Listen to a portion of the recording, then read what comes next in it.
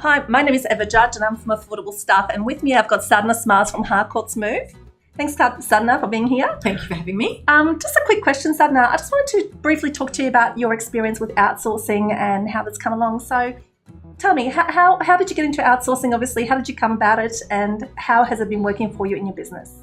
So a number of my counterparts who have businesses in Melbourne talked to me about outsourcing and how it had positively impacted their businesses. And so I asked them for a name and the contact details, and that's how I found you. And I remember the first phone call that we had. I was driving down Kingsway and you and I were talking, and I said, right, I need someone now. And you said to me, you've got someone wonderful. Her name is Pia. She's had a marketing degree and she's fantastic. And I said, right, that's it, put her on. And that's what all I thought I had to do, was just tell you to put somebody else on. And then not quite. It would just work out itself, and we learned our lessons the hard way. And I think the challenge was, and correct me if I'm wrong, perhaps, was the more cultural change within your business. Absolutely. I think that was the biggest challenge we encountered. Absolutely. And one of the things that we've learned is it's the system on outsourcing falls down, not because it doesn't work, it's because how you've implemented it doesn't work, right? You've got to have a plan. You've got to have a plan. You've got to have a strategy in place. So, there's a people piece. So people are going to fear it. People are going to be not accepting of it because they have preconceived ideas of what that means. Your systems and processes are going to come under pressure, particularly if they're very paper bound and paper based and tick box and checklists and all that sort of stuff. And you really have to become digitized and create an online system. But that's a great, piece in itself, because it's a cost saving to the business also. Absolutely. I don't have a filing cabinet in my business anymore. We don't have files, right, And the other piece is around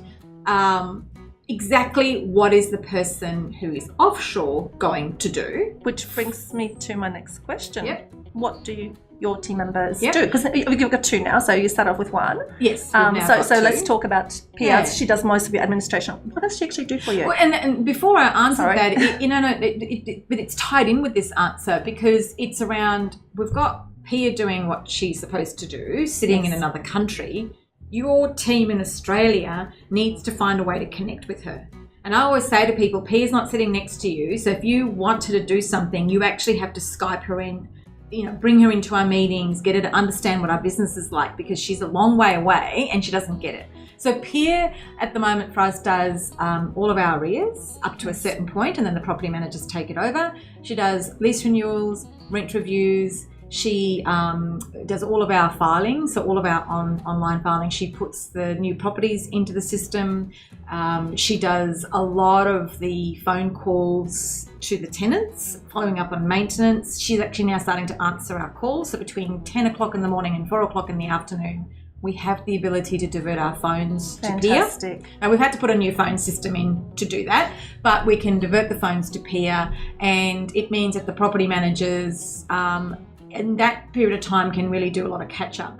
But in my head, for me, the future of my business and how outsourcing links in is, I want to create a business, because we manage properties all over Melbourne. Yes. So we're not just suburb based, right? So that comes with its own challenges. But my vision is, I want a hot desk office.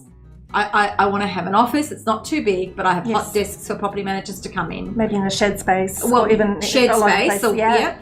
They can work from home. They can work on the road because everything is cloud-based. Yes. They can talk to Pia on Zoom and Skype and everything else. We have admin in the office, but property managers are out meeting clients, working with owners, meeting tenants, and building that relationship. Yes. And then we have a whole admin team behind them. Supporting them. That's right. That's exactly so we have a support team.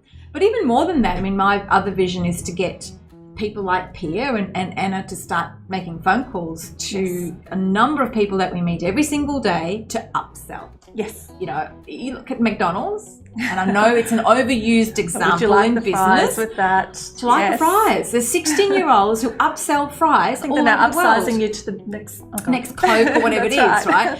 And we don't do that, and yet we have a lot to upsell in our industry. Yes. So I know that potentially property managers are not going to be that good at doing that, but how do we then switch it to make it part of somebody else's role and they upsell the other services for us? That's exactly right. Fantastic. All right, so, one more quick question.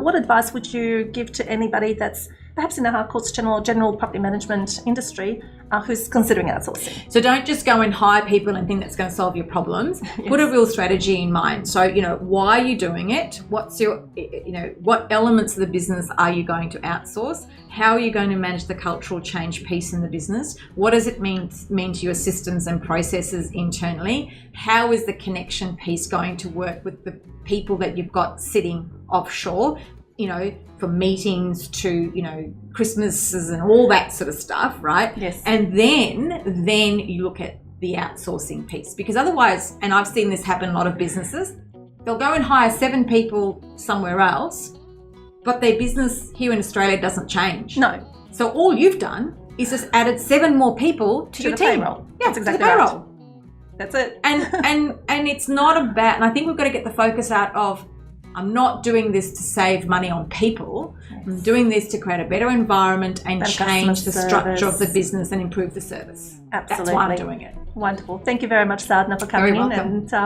wonderful working with you. Thank you. Thank you.